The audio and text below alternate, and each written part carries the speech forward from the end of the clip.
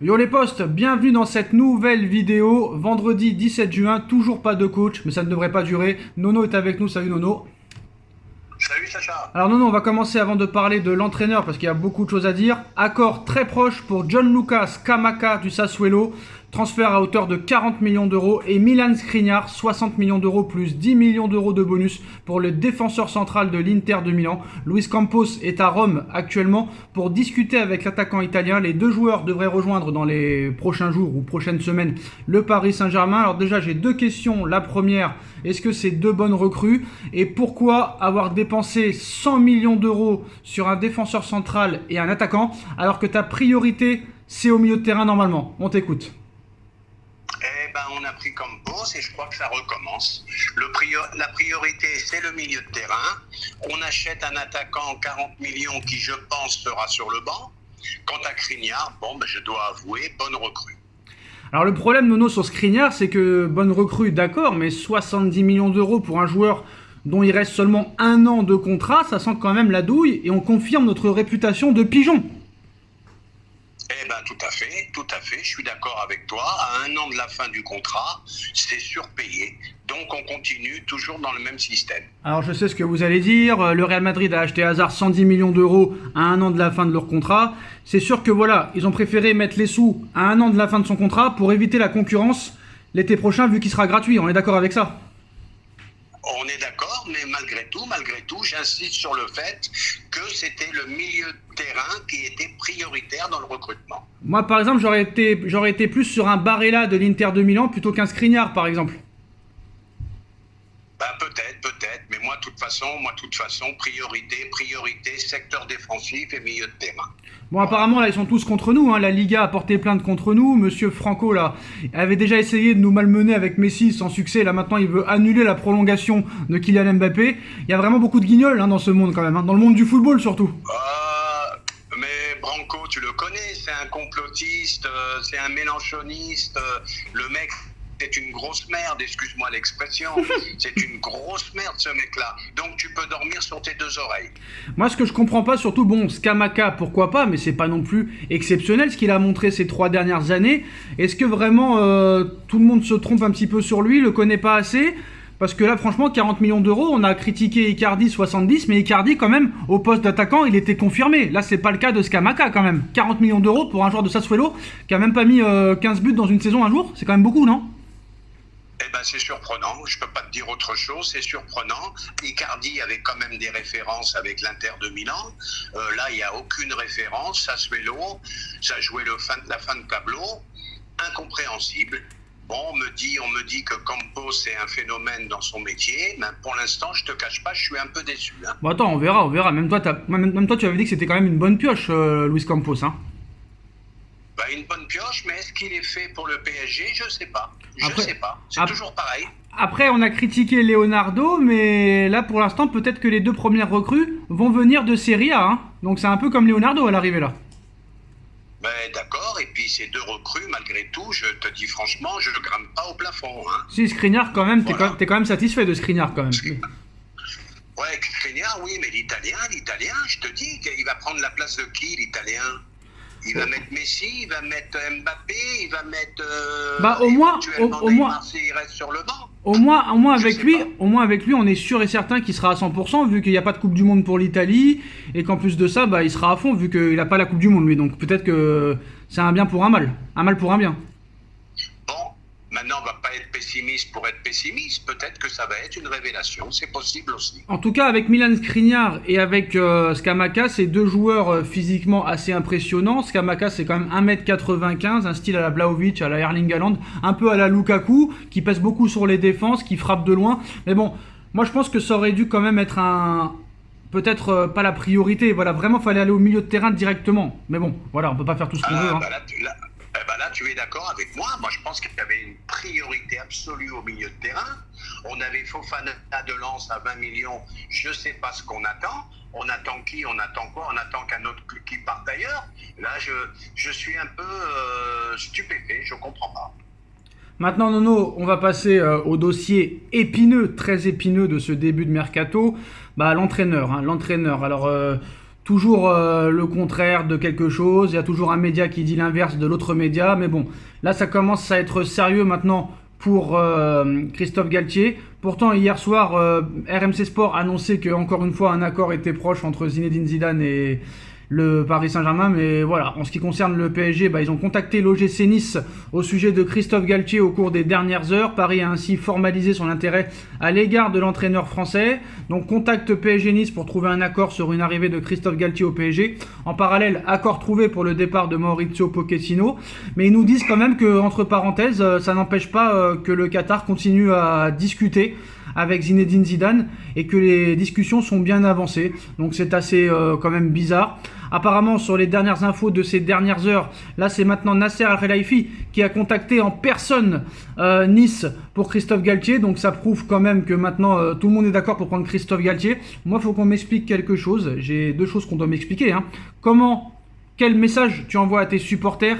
Tu vires Pochettino pour peut-être prendre, j'ai bien dit peut-être, prendre encore moins bon que lui. Et comment tu peux passer de Zidane à Christophe Galtier, avec tout le respect que j'ai pour Galtier? Moi franchement ça donne pas envie de regarder les matchs du PSG dans les prochaines semaines, même si on va regarder, mais le jeu de Galtier, ce qu'il a fait en Ligue des Champions, il n'a strictement rien fait. Quel message t'envoies à tes supporters, Nono? Tu vires Pochettino pour prendre Christophe Galtier, et d'année en année, depuis Carlo Ancelotti, on prend de pire en pire. Je vais te dire deux choses, Sacha. Déjà, première chose, moi j'ai toujours dit que ça serait Galtier. Je pense qu'ils ont donné les clés à Campos. Campos voulait Galtier, donc je ne change pas d'avis. Maintenant, tu vas m'expliquer comment on peut parler à Zidane et à Galtier en même temps. Il faut arrêter de nous prendre pour des bourrins. Et la dernière chose que je vais te dire sur Galtier, est-ce que tu crois que Galtier a la stature pour sortir un Messi ou un Neymar ou un Mbappé s'ils font un non-match? Ah bah non. Tu crois qu'ils vont écouter Galtier? Faudra m'expliquer ça. M'expliquer. Déjà... Là, on passe de Saint-Etienne au PSG. C'est 4 étages au-dessus. Non, on passe de Nice, de Nice à PSG, pardon. Pardon, Saint-Etienne, Lille, Nice, on passe au PSG. C'est pas les mêmes objectifs, c'est pas la même pression. Alors là, faut m'expliquer. Non mais je le dis et je le répète. Est-ce que Messi, Neymar, Mbappé vont écouter Galtier? Alors on me dit si Galtier vient, c'est qu'Mbappé est d'accord. Ok, alors on verra. Parce que moi, ce qui me fait rire surtout là, c'est que pour remplacer Pochettino, tu vas prendre un coach qui a fini 6ème de Ligue 1. Et puis il n'a aucune philosophie de jeu, Galtier. Galtier, on sait que c'est le contre. Alors on va encore faire des débriefs toute la saison, à gueuler, à s'énerver, à s'emmerder. Non, faut arrêter. Ah bah si. Encore que, il y en a qui disent faut laisser une chance. Ok. Ah bah si. Sa chance. Il a une identité. Vu qu'il joue le contre. Donc on sait à quoi s'attendre déjà. Oui. Mais le problème c'est comment tu peux être sérieux en prenant l'entraîneur qui a fini 6ème de Ligue 1 l'année dernière, tu vois? Tout à fait. Et puis n'oublions pas que c'est un entraîneur ultra défensif. Donc ça va pour la Ligue 1, mais en Ligue des Champions, peut-être. Écoute, si c'est du tout bon, je m'excuserai de ce que j'ai dit aujourd'hui. Bon après moi je pense qu'il va venir sans rien avoir à perdre. Donc je pense qu'il aura peur de personne. Il n'y a plus vraiment de doute sur le fait que Galtier sera le nouvel entraîneur du Paris Saint-Germain. Tout concorde. Nice veut s'en séparer et négocier avec son prochain coach qui est Lucien Favre. Galtier veut quitter Nice. Le PSG veut Galtier et parle avec Nice. Et c'est Nasser en personne maintenant qui s'occupe du dossier. Et qu'est-ce que tu réponds, Nono, à tous ceux qui disent que c'est du fake, encore ces infos, et que Zidane sera le nouveau coach dans quelques jours? Moi, il y a beaucoup de gens qui m'envoient des messages. Et qui me disent j'ai un ami d'un ami, du cousin, de la grand-mère, du papy qui a dit que... Non, mais c'est n'importe quoi. Moi, je vais t'expliquer que pour moi, ça va être Galtier, point final. Alors, qu'est-ce que ça va être... Voilà, quelle va être l'excuse de Riolo, de Sabri pour dire que ça ne s'est pas fait à la dernière minute? Ils vont te sortir un mensonge... Riolo, Sabri, c'est eux qui vont manger la clim. Voilà, tout simplement. Comme quoi, il ne faut pas trop s'avancer quand on n'a pas d'infos sûres et certaines. Ouais, c'est du poker menteur et puis ça leur a fait gagner... Regarde, Riolo s'est chauffé avec Estelle Denis, ouais. Mais elle l'a dit après moi. Moi, je t'avais dit, rappelle-toi, dans une vidéo, c'est pile ou face. Ouais. Et derrière, elle a dit pareil que moi, je suis d'accord avec elle. T'as une chance sur deux de ne pas te tromper, tout simplement. C'est ça, c'est du 50-50. Alors Nono, on parlait de milieu de terrain. On pensait que c'était fait pour Hugo Ekitike pour Newcastle, mais apparemment rien n'est fait. Le PSG a entamé des démarches pour recruter Hugo Ekitike, j'arrive jamais à le dire, mais à temporiser en attendant le nouveau coach. Et malgré un accord avec Newcastle et un accord Reims-Newcastle, le joueur veut avoir toutes les opportunités sur la table pour décider. Newcastle cherche un plan B. Est-ce que Hugo Ekitike, ce serait bon pour le Paris Saint-Germain? 19 ans, bon, une bonne saison en Ligue 1. Bon, je sais pas. Honnêtement, c'est compliqué. Hein. Non, là, faut arrêter. Faut être sérieux un petit peu, là. Pourquoi pas? Pourquoi pas? Pourquoi non? Pourquoi oui? Oui, pourquoi pas? Pourquoi faire? Pour être sur le banc?